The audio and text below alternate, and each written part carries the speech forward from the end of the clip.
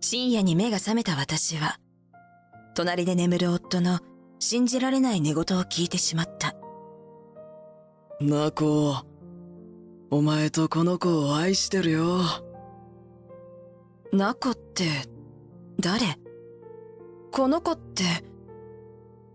その後、私は結局一睡もできなかった。あくる日、夫は何食わぬ顔で家を出た。私は静かに後を追った。すると、私の視界に広がったのは衝撃的な光景だった。そこには1歳くらいの子供と女性の姿が。ナコ、お待たせ。そして夫は間違いなく、昨晩私が聞いたその名前を呼んだのだ。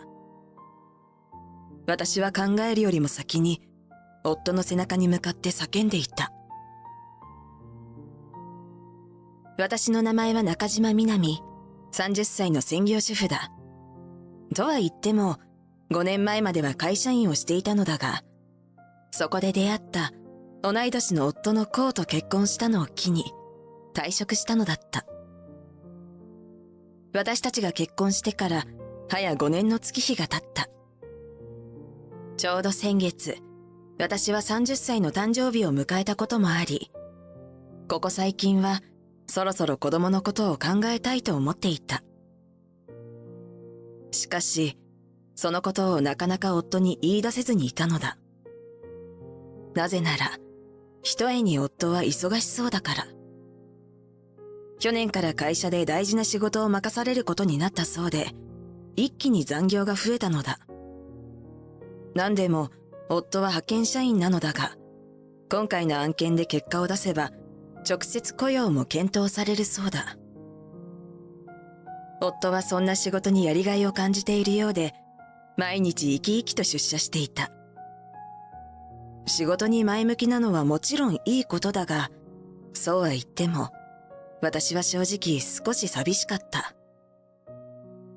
新婚の頃は必ず一緒に食べていた夕食も、今や一人ぼっちで食べるのが日課になりつつある。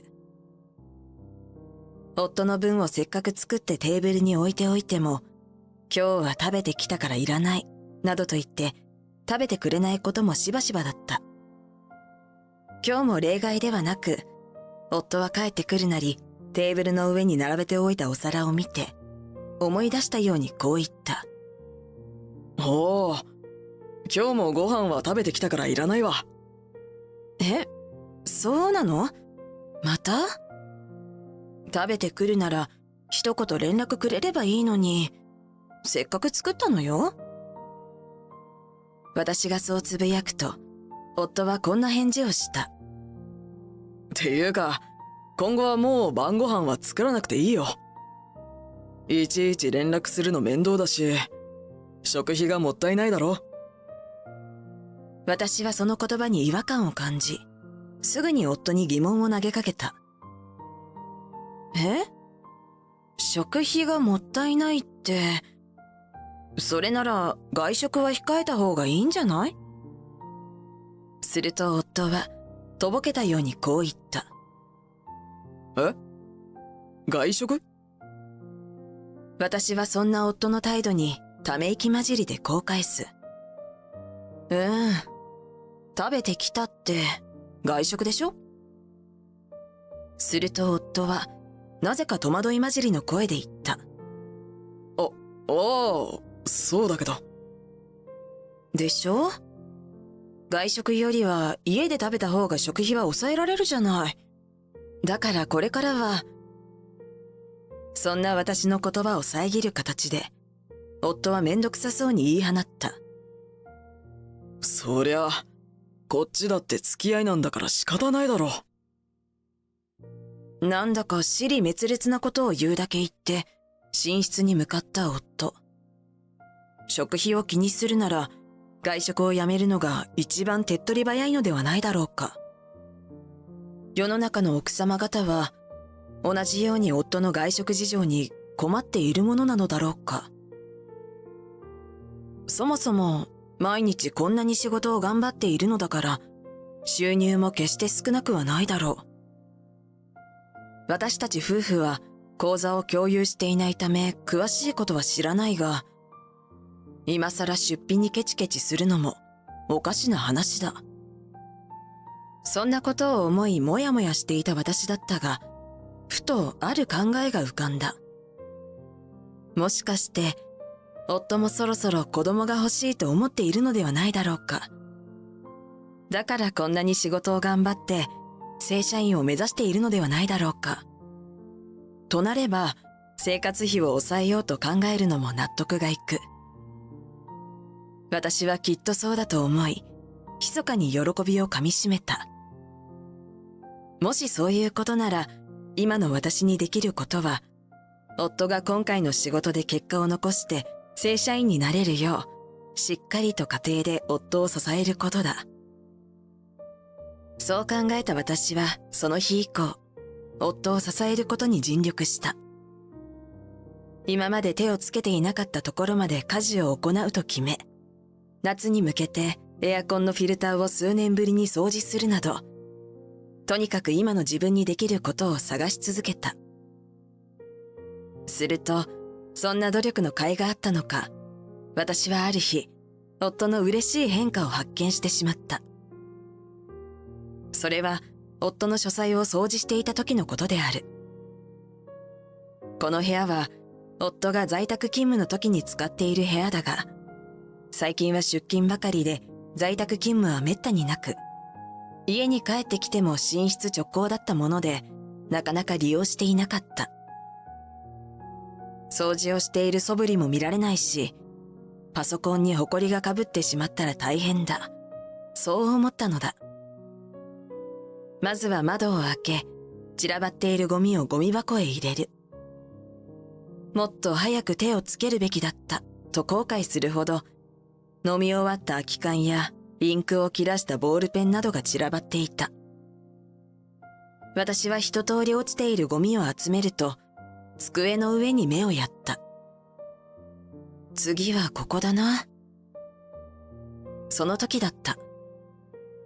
私は机の上に積み重なった書類の中に、ある雑誌を見つけたのだ。それは、赤ちゃんや子育てに関することが書いてある、テレビ CM でよく見かけるものだった。こう、やっぱり、赤ちゃんのこと考えてくれてたんだ。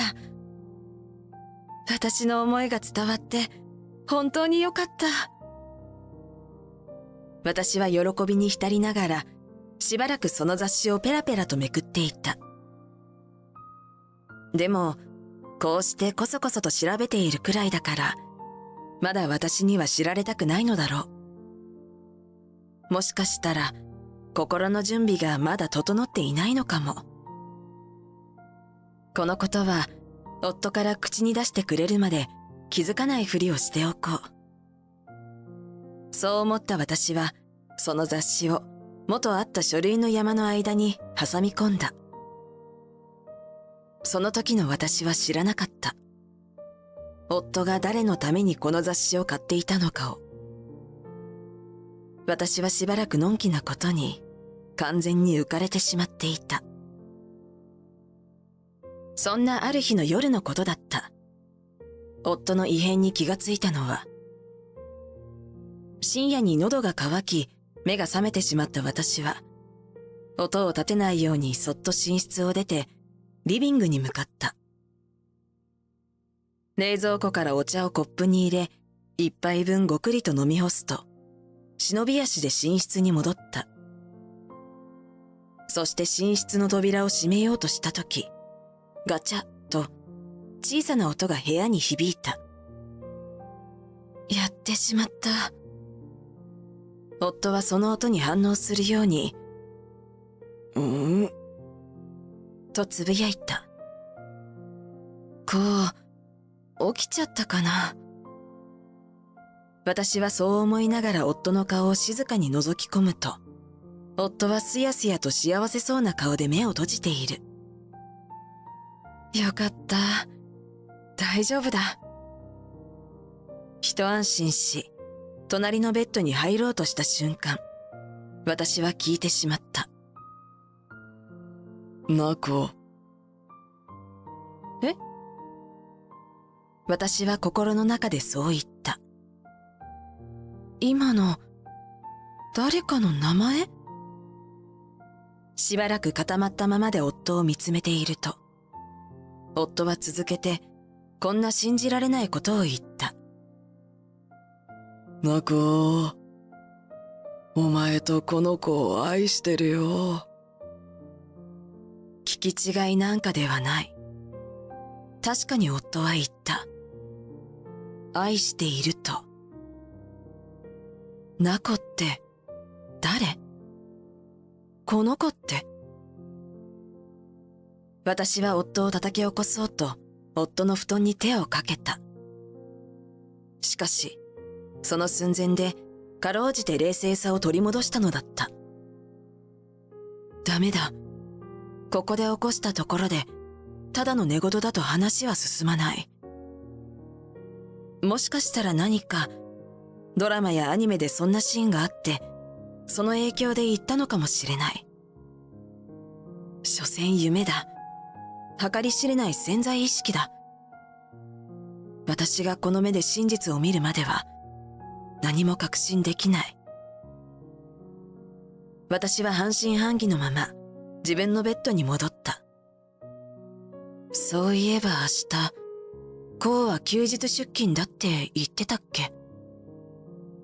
疑うわけじゃないけど、でももう信じることもできない。何もなかったらそれでいいじゃないか。そうだ。決めた。私は一人、暗闇の中である決意をしたのだった。あくる日、夫は何食わぬ顔で目覚ましを止めた。私は響き渡る目覚ましに我に返った。結局一睡もできず、あれやこれやと考えを巡らせてしまっていたのだった。夫はそんな私を気に留めることもなく、いそいそと出かける準備をしている。私も忘れた頃に襲いかかってきた眠気に対抗するように大きく伸びをし、洗面台へ向かった。あれ、お前も起きたのか。休みなんだから寝てていいぞ。夫は洗面台の鏡越しに私を見つけると、そう声をかけた。目が覚めちゃったからいいわ。深夜からずっとね。そんなことを心の中でつぶやき、私は夫を観察した。スーツのシャツのボタンを閉めて髪を整える。いつもの出勤時と何ら変わりない光景だ。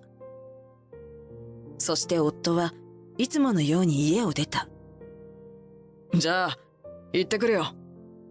行ってらっしゃい。玄関の扉が閉まると、それはまるでスタートの合図のように私の闘志をかき立てた。この目で見るまでは真実はわからない。私は大急ぎで着替え、後を追うように家を出た。小走りで階段を駆け下りると、マンションから出る夫の後ろ姿が見えた。よし、追いついた。私は握りしめていた帽子を深くかぶり、静かに後をつけた。数分が経った頃だった。え？私はつい小さく声を上げてしまった。夫は駅とは反対方向に曲がったのだ。会社はそっちじゃない。悪い予感に高鳴る鼓動が鳴り止まないうちに、その光景は私の視界に広がった。こう、おはよう。そこには、1歳くらいの子供を乗せたベビーカーを押す女性の姿があった。ナコ、お待たせ。そして夫は、間違いなく、昨晩私が聞いたその名前を呼んだのだ。私は目の前が真っ暗になった。この女は誰？この赤ちゃんは誰？私の脳裏にふとあの雑誌が浮かんだ。まさか、あの雑誌って、この子のための。こう考えるよりも先に、私の口は夫の背中に向かってそう叫んでいた。南。誰？夫は振り返ると同時に大きく目を見開いた。女は対照的に目をまん丸にしている。コウの妻です。はじめまして。私は律儀にも女に自己紹介をしてあげた。すると女は事態を察したのか、顔からさっと血の気が引いていくのが分かった。これは違うんだ。何か勘違いしてる。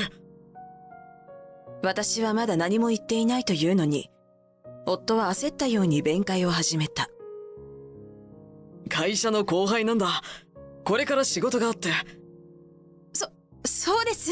仕事なんです。必死にそういう二人に、私は冷静に一つ一つ指摘をし始めた。仕事なのに、あなたはスーツじゃないんですね。それに、赤ちゃんまで連れて。うちの会社は私服勤務だから、託児所もあるし、ねっこ。ああ、そうだ。ずいぶん親しげな間柄なのね。名前で呼び合うなんて。私がそう言うと、女はまるでしまったとでも言うように目を泳がせた。それに、夫の会社が私服勤務で託児所まであったなんて知らなかったわ。一応5年前までは働いていたんだけどな。私がそう大げさに微笑みながら言うと、女はついに目をそらすようにうつむいた。それに私ったら、会社の場所が変わったことも知らなかったみたいね。会社、てっきり逆方向だと思ってたわ。すると今度は、夫がこんなことを言った。違うんだ。ここで待ち合わせて、それから一緒に会社に行く予定で。こんな調子で、私が何を言っても言い訳のオンパレード。このままでは埒が明かない。そう思った瞬間のことだった。パパ、パパ。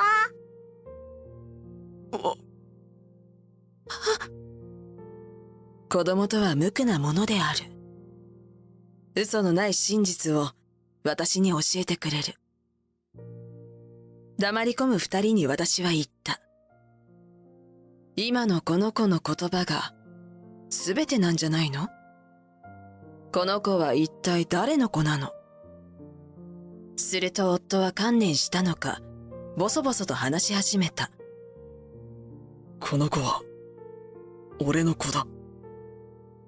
ナコは、さっきも言った通り会社の後輩で、一昨年、ナコが妊娠して、それで去年この子が生まれたんだ。だから、去年から子育てがいろいろ大変でバタバタしていて、なかなか家に帰れなくて、悪かった。本当は残業や休日出勤なんてなくて、ナコの家で子供の面倒を見ていたんだ。だからあんなに楽しそうに仕事に行っていたのか。だから晩ご飯はいらないなんて言ったのか。そういえば、帰ってからシャワーを浴びない日もあったっけ。私の頭の中で全ての点と点がつながった。それにしても、一体この人は何を語っているのだろうか。何に対して悪かったと言ったのだろうか。いつになったら、私を裏切ったことに対する謝罪の言葉を口にするのだろうか。私が黙り込んでそんなことを考えていると、夫は続けた。でも俺は、ちゃんと親として責任を持って育てていきたいと思ってる。はあ？私はつい、これには耐えきれず声が漏れた。私は夫が何を言っているのか、全く理解ができなかった。もうどこから突っ込んだらいいのか、見当もつかなかった。あなた、自分の立場わかってる？何に対して悪かったと言っているの？何が親としての責任なの？あなたの妻は誰よ？あなたが家族として責任を果たすべきは誰なのよ？私が畳みかけるようにそう言うと、夫は思い出したように、ようやく謝罪の言葉を口にした。申し訳なかった。しかし、そんな言葉一つで信頼を取り返すことなんて、今更もう不可能だ。離婚よ。そっちのナコさんと結婚して、正式にその子の父親になって、親としての責任とやらをさっさと取りなさいよ。私はそう言い捨て、その場を去った。颯爽と歩き出した私の背後から、ちょっと待ってくれ！という夫の情けない声が聞こえてきたが、私は何を言われようが振り返ることはなかった。後日、私は夫と正式に離婚した。そして財産分与の上、慰謝料を各400万円ずつ、元夫と女に請求した。しかし、それだけで私が納得できるはずはなかった。私は、元夫の会社に今回の件をすべて暴露した。すると元夫は、派遣社員という立場だったこともあり、あっけなくクビになった。さらにその時分かった話だが、元夫の正社員登用の話は真っ赤な嘘だった。残業という嘘に正当性を持たせるために、嘘を塗り重ねただけだったということだ。また、浮気相手の女も派遣社員だったようで、元夫と同じ処分が下った。そうして無職になった二人は、まとまった貯金もなかったようで、やむなく借金をして慰謝料を支払ってきた。そして元夫は、子育てのためにお金が必要だと、義両親に無心したようだが、もちろん義両親はそんな元夫を断固拒否。絶縁を言い渡したそうだ。その後、二人は何とかお金を捻出して、風呂なしボロアパートを借りたそうだが、そんな窮地に立たされた二人がうまくいくはずもない。毎日喧嘩ばかりで、かといってどちらかが家を出るような経済力もなく、失業手当に頼りながら新しい職を求めて日々這いつくばっているそうだ。義両親からその話を聞いたときは、何が父親としての責任を果たすだ、情けないにも程がある、と思わず鼻で笑ってしまった。